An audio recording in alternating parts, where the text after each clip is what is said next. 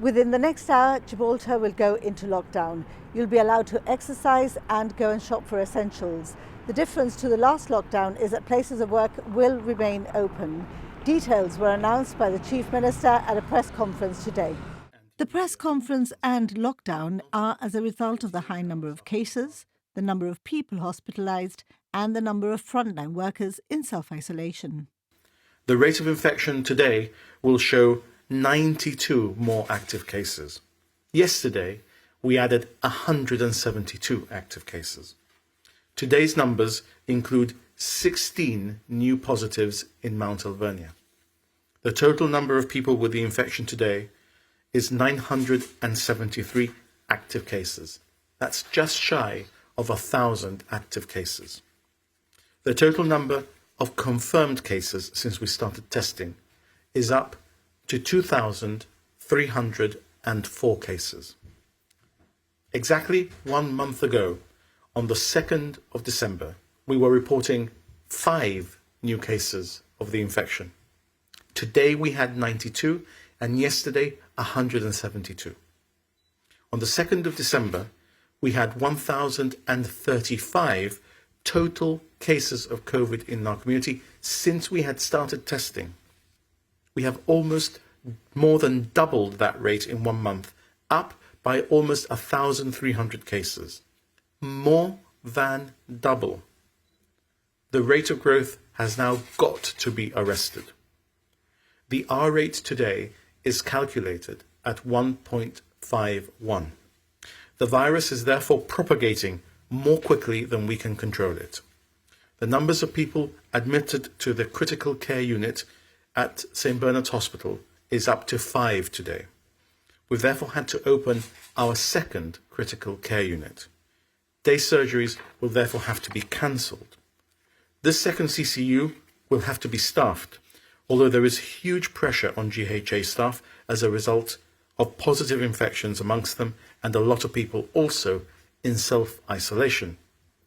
Additionally, the number of persons in the COVID ward is up to 20.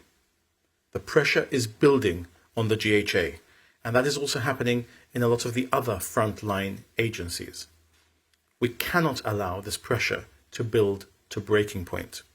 Reluctant to have to increase any restrictions, the Chief Minister, however, said this was as good a time as any, a slow time for businesses and a time when we are mostly at home. The lockdown is different to the last, in that there is no lockdown in Spain, with Fabian Picado saying those who own second homes in Spain would be allowed to cross the frontier, as well as those with medical appointments, booked flights or any other valid reason. And vice versa, anyone coming from Spain who cannot prove they work here will not be able to come in. You will not be able to come into Gibraltar unless what you're coming to do in Gibraltar is one of the things that Gibraltar permits should be happening in Gibraltar at this time.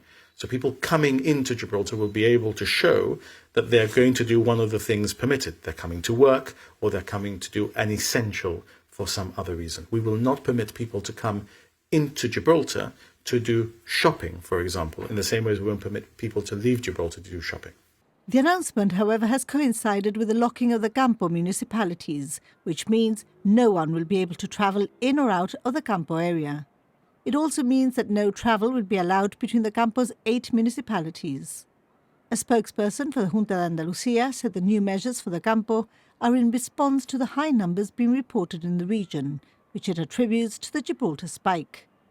The Chief Minister announced a full civil contingency is now in play, and a major incident posture for the whole of Gibraltar has been declared. For the next 14 days, you will only be allowed to leave your home for the reasons we are now familiar with. These will be reviewed in 7 days' time. That is to say, you will only be able to leave your home to work, to exercise, to shop for essentials in Gibraltar, in the shops that remain open, and to take out children. Of course, you will be able to leave home for medical reasons also, whether emergencies or appointments in Gibraltar or outside of Gibraltar. There will be special arrangements for children and persons with special needs. There will be special arrangements for families where children live with one parent and another has residence or visitation rights. There will be permission to take essentials to elderly or otherwise vulnerable relatives. There will be special arrangements for exercising dogs and the need to visit vets, for example. There will be permission to do essentials, but not frivolities. But let's be clear, this is a stay-at-home order.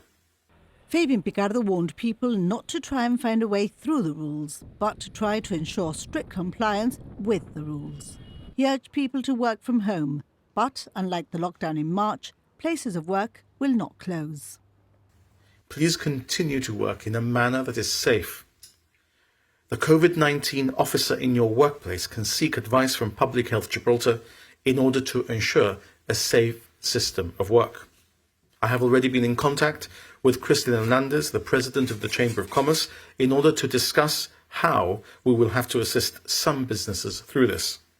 I will convene a virtual meeting of CELAC early next week to start calibrating assistance for affected businesses. We will be there for businesses, for our entrepreneurs, for our wealth creators, just as we were in 2020. We will be in 2021. And good and bad news for the vaccine. Good in that the first batch will be arriving on the 9th of January. Not so good in that we don't know when the rest will come. And Gibraltar now joins the debate in the UK of a double or single dose strategy. The first offers around 5% higher immunity. The second allows you to vaccinate double the amount of people. That means that instead of being able to vaccinate only about 2,500 people in our first tranche, we will be able to vaccinate about 5,000 people. In the context of our population, this is a huge potential step forward. Our size often puts our figures out of kilter. We're testing more than anywhere else in the world, almost, on a per capita basis. That means that our figures are higher per capita for detected infections than anywhere else in the world. But if weighted against testing per capita, our figures can be seen in a different light. Now also, our vaccination rates will be higher. With a one-dose strategy, we will be able to cover all or almost all of our vulnerable and elderly with the first 5,000 doses to arrive in Gibraltar on the 9th of January. 1/6 of our population can be covered in very quick time. I have asked Public Health Gibraltar and the GHA to provide me with a vaccination strategy immediately to reflect the new potential one-dose approach. Professor Whitty, the United Kingdom's Chief Medical Advisor, has already alluded to this new approach. With the decision taken with the UK, the Chief Minister explained the rollout approach was spread between the UK, Gibraltar and the other overseas territories. This means it's not the UK will get it first and Gibraltar second, but the vaccines will go across the UK and overseas territories, first for the elderly and vulnerable, with the vaccination programme continuing in this way. Vaccines, he said, can't be bought or sold by the highest bidder, but have to be distributed by governments. This is the issue that has been really talked about for the past 14 days. I've been following this debate very closely. I've asked for the advice of Public Health Gibraltar some time ago, some 14 days ago. We've now been looking at this in great detail. The United Kingdom is also looking at this in great detail. Pfizer have not tested their vaccine other than in a 21-day second jab. But the data that the United Kingdom has available from immunology generally, not just in relation to the testing of this vaccine, and the AstraZeneca vaccine, which was tested with different types of doses and with different intervals between the jab, suggests actually that the longer the interval between the jabs, the higher the immunity. So with the AstraZeneca vaccine, a 12-week period between the two doses upped the immunity quite considerably. With the Pfizer vaccine, with one dose, you get close to 90% immunity. Most of the vaccines that we use today and which everybody has grown up with as children when we're immunized don't offer anywhere near 90% immunity. So if we are able to give our vulnerable and our elderly in January 90% immunity to this virus, more immunity perhaps than we have against virus, mumps and rubella, each of us, more immunity than we get with the flu vaccine, then I think that we are moving in the right direction. There's a lot of science here. That's why I've said if we are able to move to a one-dose vaccine, because the United Kingdom is considering this, we are in taking this vaccine from the United Kingdom, agreeing to use the vaccine in the way that the United Kingdom should set out that we should, because of course there are issues of liability, etc. So we need to agree with the United Kingdom that the vaccine it gives us is a vaccine that we are permitted to deploy in a one-dose strategy. If we go down that road, by the time the vaccine arrives, it will be because we have agreed that the advice of the MHRA in the UK is that we can pursue that both in relation to the Pfizer vaccine and the AstraZeneca vaccine. In answer to questions from the press, the Chief Minister also spoke of one of the most worrying statistics, the increase in cases in elderly residential services and the source of the outbreak there, seeing as all care homes are closed to visitors. So at the moment, this is something that has been detected yesterday. Contact tracing is happening to try and identify whether the virus came into ERS at Mount Alvernia either through a visitor whilst visits were allowed or through one of the people who is employed at ERS, despite the very high level of PPE that is required at every stage and the great care that is taken at Mount Alvernia. But look, this is impossible to completely stop. We have been very lucky in the past because of the diligence and the hard work of Susan Vallejo and Antonio Marin and all of the team with them at ERS.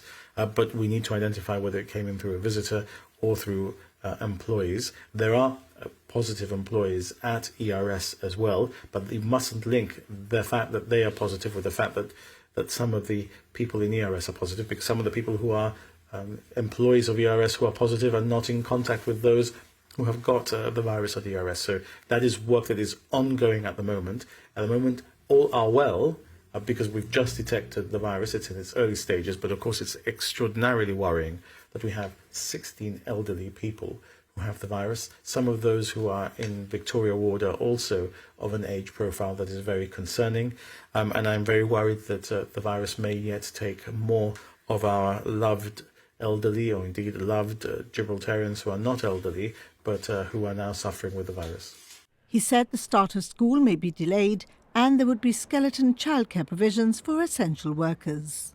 So the Minister for Education is meeting, I think, in the next 48 hours with the department and the teaching union. That, as you know, was already something that we had provided for. We were concerned that the school should not start on Thursday. We made that announcement some time ago. We thought we would go certainly to the 11th, but I already indicated some time ago, I think before Christmas, that the 11th was not a date that we believed could be set in stone and that it might be necessary to keep schools closed for longer. I asked parents to make arrangements to keep their children at home until the 18th at least. So after the meeting between the Director of Education, the Minister for Education and the unions, and with the advice of Public Health, we'll have a better idea of what we are doing with schools. Indeed, whether schools are able to open on the 11th, whether they're going to open on the 18th, or whether we expect to go for longer during the month of January without schools open, and whether we will therefore provide some skeleton assistance to those who are essential workers who don't have another way of having their children cared for if they're going to continue to provide their services on the front line for us, as we did also during the course of the spring and early summer, where some of our schools were available for the children of essential workers. There will be no bus service and buses will be used to transport essential workers. All visits to the prison have been stopped with immediate effect. The effects on air travel are unknown, but airlines may need to reconsider their schedule. Today's BA flight left with an hour's delay as the airline waited to return those not allowed to land to the UK. And the other issue making the news today, other than COVID, was, you guessed it, Brexit. With the crucial issue of control at Gibraltar's entrance points into Schengen remaining at the forefront of the debate over the New Year's Eve in-principle agreement for a post-Brexit treaty. The Spanish Foreign Minister says responsibility for control over entrance into Schengen in Gibraltar at the airport and port will be Spanish. However, the Chief Minister says that under the New Year's Eve agreement, only Gibraltar will decide who enters Gibraltar. Meanwhile, the Spanish Foreign Minister also said that in the interim period, the flexibility granted by Schengen would be used to seek the maximum fluidity at the frontier, which is now technically an external frontier to the EU. Ms González-Laya said the agreement was already in Brussels, with the process towards reaching a treaty estimated to take around 6 months. Speaking in El País, Arantxa González Laya said there had to be a Spanish presence in order to exercise Schengen controls, as Spain, not the UK or Gibraltar, is part of Schengen, with its norms, processes and instruments, including its database. Ms González Laya highlighted that in order to carry this out, the European border agency Frontex would assist during a 4-year implementation period. Asked if Spanish police would take over that role following those 4 years, she said there was a general mechanism to exercise Schengen controls and a modulated one for the implementation period. Ms González Laya said the general system would be applied after 4 years, but that any of the parties involved could ask for consultation to analyse how things had worked. She insisted that the process was not important, but that the application of Schengen in Gibraltar was a Spanish responsibility from the first moment. Meanwhile, on Twitter, the Chief Minister Fabian Picardo said Spanish officers will not exercise any controls in Gibraltar at the airport or port, now or in 4 years' time. Mr Picardo says, "This is our land," adding it couldn't be clearer. Leader of the opposition, Keith Azopardi, has said Spain cannot decide who enters Gibraltar and that there should not be Spanish officers exercising jurisdiction or control on the rock. He described the comments by the Spanish Foreign Minister as unacceptable if true. Mr Azopardi said the GSD has not seen the political agreement, saying the government needs to make clear what it's been prepared to agree. As COVID numbers continue to rise, the Chief Minister has asked everyone to play their part to follow the rules and to protect the GHA. For now, from the newsroom, stay home, stay safe.